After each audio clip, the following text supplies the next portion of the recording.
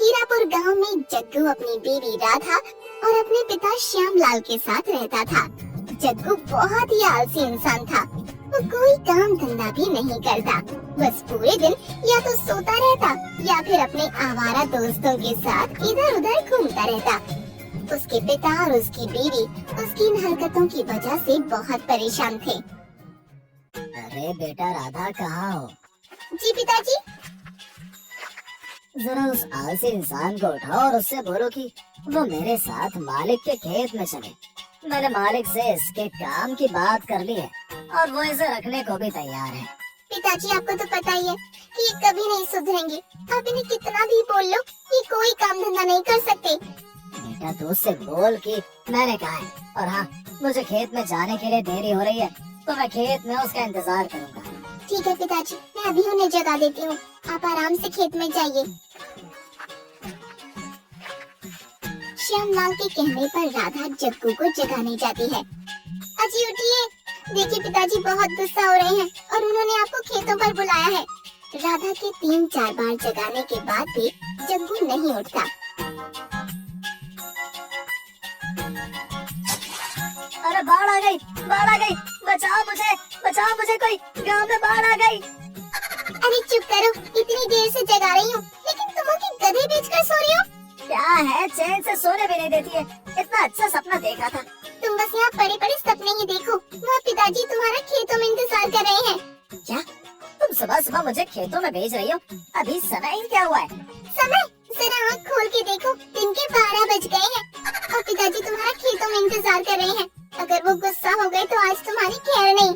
तू जाकर अपना काम देख, पिताजी को मैं देख लूंगा। कितना आलसी इंसान है ये, मैंने आज तक ऐसा आलसी इंसान नहीं देखा। राधा गुस्से में वहाँ से चली जाती है। चल जग्गू, ये लोग तो बोलते ही रहेंगे, तू थोड़ी देर और सो ले। शाम को जब श्यामलाल खेतों पर से घर आता है तो राधा से बोलता है, अरे राधा बेटा, तूने इसे खेतों पर नहीं भेजा, मैं सुबह से इसका इंतजार कर रहा हूँ। राधा श्यामलाल को सारी बात बता देती है। न जाने कौन सी नशुभ घड़ी में ये पैदा हुआ है, कोई काम करने को राजी नहीं है ये इंसान। इसने तो मेरा जीना हराम कर रखा है। जग्गू की इस हरकत से उसके पिता और बीवी बेचारे बहुत परेशान थे। उस पर किसी बात का कोई असर नहीं पड़ता।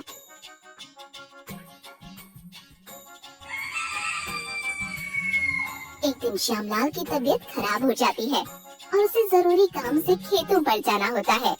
अरे जग्गू, जरा आज मेरी तबीयत कुछ ठीक नहीं है और मालिक ने जरूरी काम से आज खेतों पर बुलाया। जरा आज तू खेतों पर चला जा। श्यामलाल उसको बार बार बोलता रहता है, लेकिन जग्गू पर कोई असर नहीं पड़ता।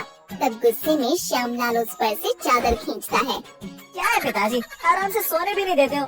इतनी देर से तुझसे बोल रहा हूँ, तुझे मेरी बात समझ में नहीं आ रही है क्या? पिताजी मैं थोड़ी देर में चला जाऊंगा, मुझे थोड़ी देर और सोने दो। तुझे दिन भर सोने के अलावा और कुछ काम नहीं आता है? शर्मा जी के लड़के को देख, कैसे वो अपने बाप का नाम रोशन कर रहा है, और एक तू है जो बस दिन भर या तो सोता रहेगा या फिर बाहर घूमने चला जाएगा और फिर घर आकर खाना खिला लो। बस यही काम है तेरे पास। अरे पिताजी परेशान क्यों हो रहे हो? देखना एक दिन मैं भी आपका नाम रोशन करूंगा, जिससे आपको मुझ पर गर्व होगा। तू पहले घर के तो काम कर ले, नाम तो तू बाद में रोशन कर दियो। श्यामलाल की बातों का जग्गू पर कोई असर नहीं पड़ता और वो चादर ओढ़कर सो जाता है। सुन, यहाँ ऐसे बिल्कुल भी नहीं चलेगा। अगर इस घर में रहना है तो तुझे मेरे साथ खेतों में चलकर काम करना पड़ेगा, नहीं तो तू इस घर से निकल जा। श्यामलाल की ये बातें सुनकर जग्गू गुस्से में उठकर बोलता है, मुझे भी अब इस घर में नहीं रहना, चला जाऊंगा मैं यहाँ से। मेरी तो इस घर में कोई अहमियत ही नहीं है। जब चला जाऊंगा यहाँ से तब तुम लोगों को मेरी अहमियत पता चलेगी। हाँ हाँ जा, जब बाहर जाकर ठोकरें लगेंगी तब तुझे अकल आएगी। जग्गू गुस्से में घर छोड़कर जाता है। अजी सुनिए, गुस्सा मत होइए, वो तो पिताजी ने गुस्से में आपको बोला है, रुक जाइए। नहीं राधा, मुझे जाने दे। जब तक मैं यहाँ से नहीं जाऊंगा तब तक पिताजी को मेरी अहमियत पता नहीं चलेगी। राधा उसे रोकती रहती है, लेकिन जग्गू नहीं रुकता और गुस्से में घर से निकल जाता है। पिताजी, आपको इन्हें इतना गुस्सा नहीं करना चाहिए था। देखिए अब ये घर छोड़कर चले गए। राधा बेटा, तू परेशान मत हो, जब इसे ठोकरें लगेंगी बाहर तब इसे अकल आएगी। तब ये वापस घर आ जाएगा बेटा, तू परेशान मत हो। जग्गू अपने गांव से निकलकर जंगल की ओर जाता है और उसे चलते चलते रात हो जाती है। अरे मैं क्या करूं, मैं तो चलते चलते जंगल में आ गया। यहाँ पर तो जंगली जानवर मुझे खा जाएंगे। कैसे भी करके इस जंगल से बाहर निकलना होगा। जग्गू जंगल में चलता हुआ आगे बढ़ता है कि तभी उसे दूर से एक रोशनी दिखाई देती है। अरे इस जंगल में ये रोशनी कैसी? अभी जाकर देखता हूँ, शायद मुझे यहाँ कोई मिल जाए। जग्गू उस रोशनी की ओर बढ़ता है। वो जैसे ही उस रोशनी के पास पहुँचता है तो देखता है कि वहाँ पर आग के पास डाकू घेरा लगाकर बैठे हैं। अरे ये यहाँ तो इतने सारे डाकू हैं। जग्गू डरता हुआ जैसे ही पीछे होता है, उससे गलती से वहाँ रखा हुआ सामान गिर जाता है। तभी वो सारे डाकू जग्गू की तरफ देखते हैं। अरे अरे ये क्या कर दिया मैंने? तभी उन डाकुओं का सरदार मलखान सिंह जग्गू से आकर बोलता है, कौन है तू और इतनी रात को इस जंगल में क्या कर रहा है? कहीं तो पुलिस का आदमी तो नहीं है जो हम पर नजर रखने आया है? अरे पकड़ो इसे और बांध दो। नहीं नहीं मुझे मत पकड़ो। वो मैं इस जंगल में भटक गया हूँ। मैं इस जंगल से बाहर जाने का रास्ता ढूंढ रहा था तो मुझे ये रोशनी दिखी, इसलिए मैं इस रोशनी के पीछे पीछे यहाँ तक आ गया। ठीक है, तुम आज रात यहाँ रुक जाओ और सुबह उठते ही अपने घर चले जाना। चलो, अभी रुकने का तो इंतजाम हो गया। जग्गू को दुखी होकर सोचते हुए देख मलखान सिंह उससे बोलता है, क्या हुआ? क्या सोच रहे हो तुम? कुछ नहीं, मैं बस यही सोच रहा था कि कल सुबह मैं कहाँ जाऊंगा। क्यों, तुम्हारा कोई घर बार नहीं है क्या? अगर मैं इनको बोल दूं कि मेरा इस दुनिया में कोई नहीं है तो शायद ये लोग मुझे अपने साथ यहीं रहने दें। क्या हुआ, तुम अब किस सोच में पड़ गए? नहीं नहीं, वो मेरा इस दुनिया में कोई नहीं है। मैं बचपन से अकेला हूँ। क्या तुम्हारा इस दुनिया में कोई नहीं है? जी, मेरा इस दुनिया में कोई नहीं है। ठीक है, अगर तुम चाहो तो तुम हमारे साथ यहाँ रह सकते हो। ये बात सुनकर तभी चरण सिंह डाकू आकर मलखान सिंह से बोलता है, सरदार, हम लोग इसको जानते नहीं है तो हम इस इंसान को अपने साथ कैसे रख सकते हैं? मुझे ये ठीक नहीं लग रहा है। ये बेचारा इस दुनिया में अकेला है और अब से ये हमारे साथ ही रहेगा। पर सरदार, मैंने कह दिया ना, अब कोई इस बात पर बात नहीं करेगा। तुम्हें खाना बनाना तो आता ही होगा। खाना? मैंने तो आज तक एक गिलास पानी तक नहीं उठाया और अब यहाँ पर खाना बनाना पड़ेगा। चलो कोई नहीं, अभी हाँ कर देता हूँ, नहीं तो फिर मैं और कहाँ जाऊँगा। क्या हुआ, मैंने पूछा खाना बनाना आता है या नहीं? जी सरदार, आता है। और नाम क्या है तुम्हारा? सरदार, मेरा नाम जग्गू है। अरे वाह, तुम जग्गू और ये गज्जू। ठीक है, तुम कल से गज्जू के साथ काम में हाथ बटा लिया करना। जी सरदार, मैं काम कर लूंगा। आपको कभी किसी शिकायत का मौका नहीं दूंगा। चलो, अब मुझे कहीं भटकना नहीं पड़ेगा और आराम से यहाँ रहने और खाने को भी मिल जाएगा। जग्गू उन डाकुओं के साथ रहने लगता है।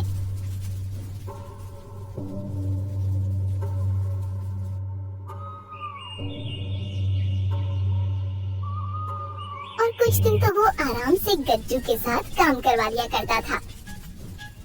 ऐसे ही दिन बीतते जाते हैं। एक दिन मलखान सिंह जग्गू से बोलता है, अरे ओ जग्गू, आज खाने में क्या बना है? सरदार, आज हम दोनों ने मिलकर कढ़ाई पनीर की सब्जी बनाई है। नहीं सरदार, ये सारा खाना जग्गू ने बनाया है। अरे वाह जग्गू, तुम तो बहुत मेहनती हो। चलो अच्छी बात है, ऐसे काम करते रहो। और ये लो, ये सारे सोने जवाहरात अंदर बक्से में रख दो। जग्गू पर मलखान सिंह और सभी डाकू भरोसा करने लगे थे। वो धीरे धीरे सबका दिल जीत लेता है।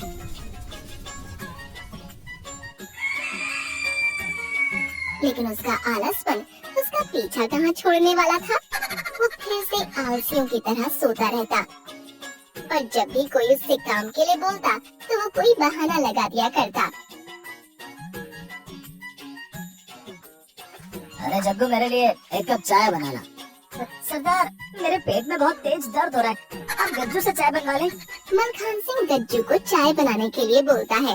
सरदार, अभी तो मैं सारा काम कर चुका हूँ, आप इस जग्गू से चाय बनवा लीजिए। अरे ये बोल रहा है कि इसके पेट में दर्द हो रहा है तो जा तू चाय बना ला। सरदार, काम के समय पर ही इसके कभी पेट में दर्द तो कभी सर में दर्द हो जाता है। मैं पूरे दिन सारा काम करता हूँ, ये बस सोता है और खाने के समय पर उठकर खाना खा के फिर सो जाता है। ये मैं क्या सुन रहा हूँ? तुमने तो कहा था कि तुम मुझे शिकायत का कोई मौका नहीं दोगे, लेकिन ये क्या है, तुम्हारी तो अभी से इतनी शिकायतें आने लगी। नहीं वो सरदार, कुछ दिन से मेरी तबीयत ठीक नहीं है, वो बस इसलिए। नहीं सरदार, ये झूठ बोल रहा है, मैं दिन भर सारा काम अकेले करता हूँ। वैसे अकेले काम करने में मुझे कोई दिक्कत नहीं है, लेकिन अगर ये यहाँ है तो इसे मेरे साथ काम करवाना पड़ेगा। देखो जग्गू, अगर तुम यहाँ रह रहे हो तो तुम्हें गज्जू के साथ काम में हाथ बटाना पड़ेगा। तुम अच्छे खासे तंदुरुस्त हो, अगर गज्जू सारा काम कर सकता है तो तुम क्यों नहीं कर सकते? देखो अगली बार मुझे तुम्हारी किसी से भी कोई शिकायत नहीं आनी चाहिए, नहीं तो मैं खुद तुम्हें यहाँ से निकाल दूंगा। मलखान सिंह की बात सुनकर जग्गू को बहुत गुस्सा आता है और वो अंदर चला जाता है। ये गज्जू और मलखान सिंह की इतनी हिम्मत जो मुझे धमकी दे, ये लोग क्या मुझसे काम करवाएंगे? आज तक मैंने अपने बाप की नहीं सुनी तो इनकी क्या खाक सुनूंगा? वक्त आने पर मैं अपनी इस बेइज्जती का बदला जरूर लूंगा। एकदम गज्जू को बाजार से आते हुए पकौड़े वाले की दुकान दिखती है, तो वो उससे पकौड़े खरीद कर लाता है।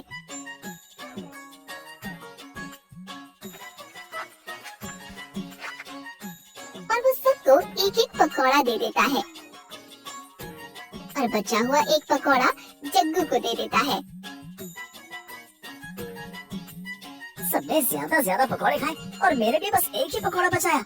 जग्गू पकौड़े को उठाता है और उसे उस कागज में मलखान सिंह की फोटो दिख जाती है।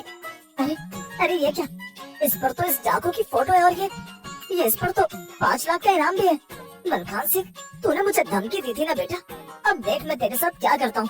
तू क्या मुझे यहाँ से निकालेगा? हाँ? तभी गज्जू आकर जग्गू से बोलता है, अरे जग्गू चल, रात होने वाली है, जल्दी से खाना बना लेते हैं, सरदार को भूख लगने वाली होगी। अरे वाह, इन लोगों से बदला लेने के लिए मुझे कितनी अच्छी तरकीब मिल गई है। अरे जग्गू कहाँ खो गया तू? चल मेरे साथ रसोई में जाकर खाना बनाते हैं। अरे गज्जू भाई आप रहने दो, आज का खाना मैं बना दूंगा। आप अभी बाजार से आए हो, आप थक भी गए होगे। अरे इसे आज क्या हो गया?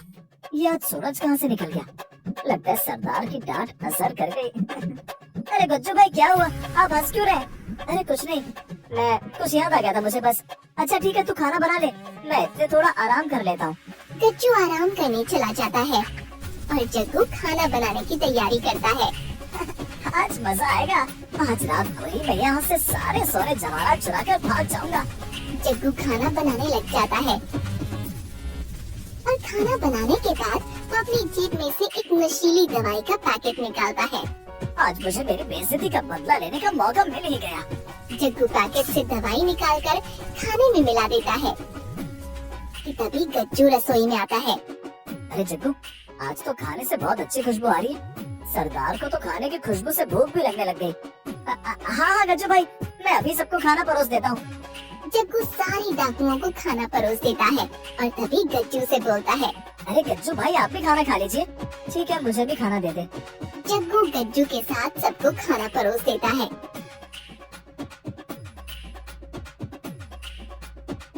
और सभी लोग नशीली दवाई का खाना खाकर वहीं बेहोश हो जाते हैं।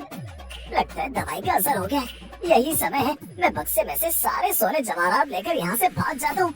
जग्गू बक्से में से सारे सोने को एक थैले में भर लेता है और भागता हुआ जंगल से निकलकर पुलिस स्टेशन पहुँच जाता है। इंस्पेक्टर साहब, आप मेरे साथ अभी चलिए। अरे क्या हुआ, कौन है भाई तू, और तेरे साथ कहाँ चलो, ये तो बता पहले। जग्गू इंस्पेक्टर को मलखान सिंह डाकू के बारे में सब बता देता है।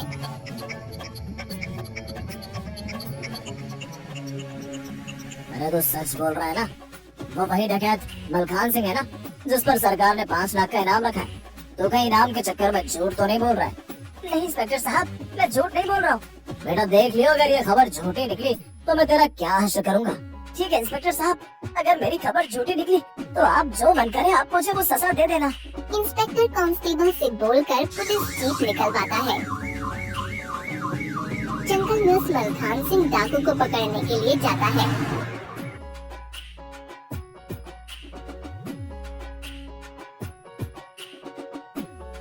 अरे तू तो सही कह रहा था, ये तो वही मलखान सिंह डाकू है, पर ये सब की हालत क्या हो रखी है? कहीं ये मर तो नहीं गए ना? नहीं इंस्पेक्टर साहब, इन लोगों को कुछ नहीं हुआ है, बस ये लोग बेहोश हैं। अरे देख भाई, तुझे कल सरकार से इस डाकू को पकड़वाने का गांव में सबके सामने इनाम मिलेगा, ठीक है? तो तू अपने पूरे परिवार के साथ समय पर पहुंच जाइयो। क्या सच में साहब पूरे गांव के सामने मुझे इनाम मिलेगा? हाँ भाई, तूने इतना अच्छा काम जो किया है तो तुझे इसका इनाम तो मिलना ही चाहिए। अब पिताजी को मुझ पर गर्व होगा। इंस्पेक्टर सारे डाकुओं को लेकर पुलिस स्टेशन चला जाता है और जग्गू अपने वो सोने जवाहरात लेकर अपने घर निकल जाता है। जग्गू को घर में आते देख उसकी बीवी और पिता खुश हो जाते हैं। ये लीजिए पिताजी। श्यामलाल उस थैले को खोलकर देखता है तो हैरान हो जाता है। ये तो इतने सारे गहने कहाँ से लाया? तो तू कहाँ से चोरी करके आया है? हाँ पिताजी, लाया तो मैं ये चोरी करके हूँ, लेकिन ये चोरी मैंने डाकुओं के घर से की है। क्या? डाकुओं के घर से? जग्गू राधा और श्यामलाल को सारी बात विस्तार से बता देता है और वो इंस्पेक्टर द्वारा की गई बात भी बताता है। पिताजी और राधा, तुम दोनों कल समय पर तैयार हो जाना और मेरे साथ इनाम लेने चलना। अगले दिन पुलिस वाले सभी गांव वालों के सामने जग्गू को 5 लाख का इनाम देते हैं। देखा पिताजी, मैंने आपसे कहा था ना कि मैं भी उन शर्मा जी के लड़के की तरह अपना नाम रोशन करूंगा। फिर वो तीनों खुशी खुशी अपने घर चले जाते हैं।